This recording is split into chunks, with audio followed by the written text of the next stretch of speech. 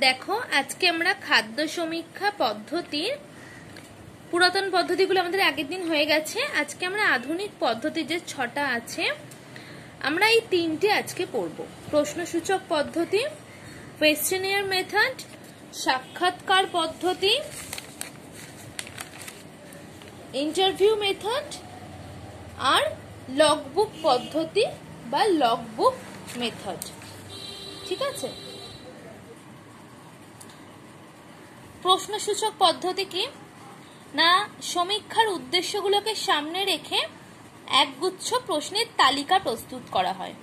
সেটা একটা পুস্তিকা বা পত্রে প্রকাশ করে পরিবারের গৃহকর্তা বা গৃহকর্ত্রীর কাছে উপস্থাপন করা হয় দেখা করে তার সাথে, এবং নির্দেশ দেওয়া হয় যে উত্তরগুলো তারা দিয়ে দেন। মানে নির্দেশ অনুযায়ী যেরকম বলা হয় সেভাবে তারা উত্তর দেন। কোথাও টিক দিতে হয় বা কোথাও হয়তো সংক্ষেপে লিখে দিতে হয়।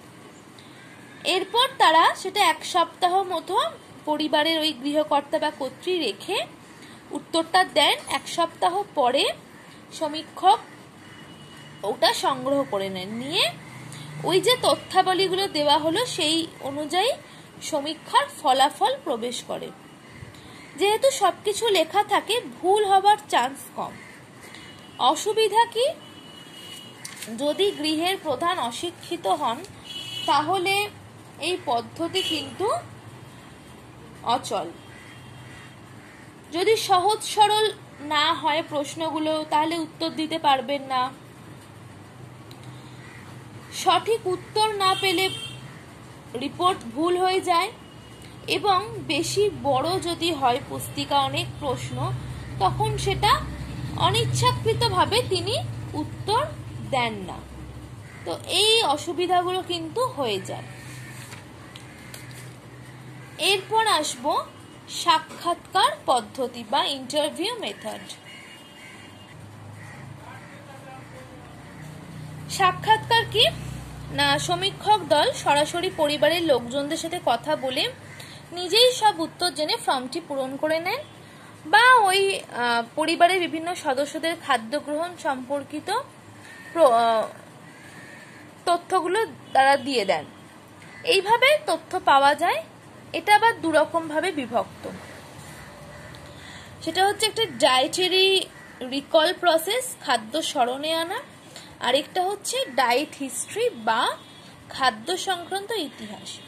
খাদ্য স্মরণে আনা প্রসেসটা কি না, সমীক্ষক পরিবারের প্রধানের সঙ্গে সাক্ষাৎ করে বিগত 24 ঘন্টায় পরিবারের প্রত্যেকে কি কি খাদ্য গ্রহণ করেছেন সেটা জানেন, কতটা পরিমাণে করেছেন সেটা জানেন। এটাকে বলা হয় 24 আওয়ার্স রিকল মেথড। সুবিধা কি, যেহেতু 24 ঘন্টার ব্যাপার সেই জন্য ভুল হওয়ার সম্ভাবনা কম।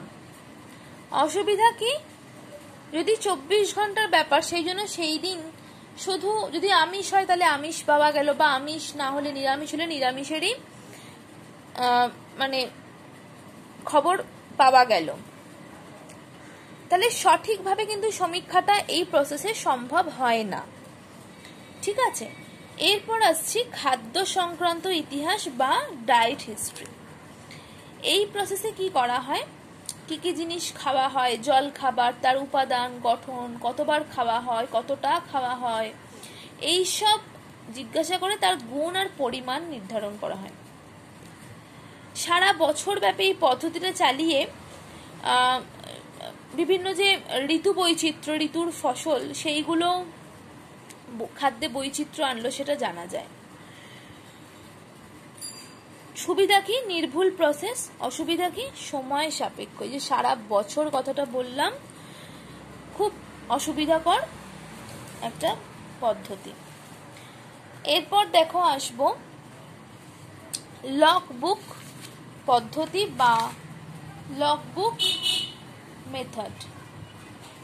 এটা কিন্তু বিদেশে বেশি চলে। হ্যাঁ, এই পদ্ধতিটা কিন্তু বিদেশে বেশি চলে। ইউরোপ, আমেরিকা এখানে দেখা যায় যে পরিবারের খাদ্য সমীক্ষা করা হবে সেই পরিবারের খাদ্য গ্রহণ সম্পর্কিত তথ্য নেওয়া হয়। নির্দিষ্ট সময়সীমার আগে আর পরে তথ্য সংগৃহীত করা হয়। 1 সপ্তাহের সময়সীমা দেওয়া হয়, সমস্ত নাম ওজন নথিভুক্ত করা হয়, খাদ্য সামগ্রীগুলোর অব্যবহৃত জিনিসগুলোরও ওজন নির্ণয় করে রেখে দেওয়া হয় এবং সেটা জানানো হয় যোগ বিয়োগ করে। সঠিক বয়স জানানো হয় ফ্যামিলি মেম্বারদের, মাথাপিছু খাদ্যের পরিমাণ নির্ণয় করা হয়।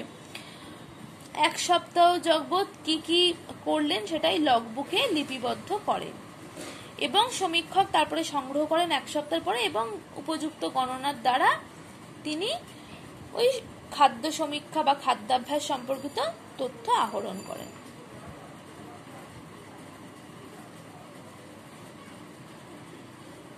এর সুবিধা আছে, নির্ভুল পদ্ধতি। অসুবিধা কি? যদি বাই চান্স অশিক্ষিত হন তিনি, তাহলে পারবেন না। শিক্ষিত পরিবার ছাড়া এই প্রসেসটা করা যায় না।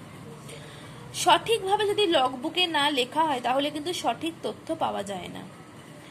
অনেক সময় কিন্তু এডুকেটেড পার্সনরাও ফ্যামিলি তারাও কিন্তু লগবুক পূরণ করেন না ঠিকভাবে, তার ফলে এই পদ্ধতিটা ফলপ্রসূ হয় না।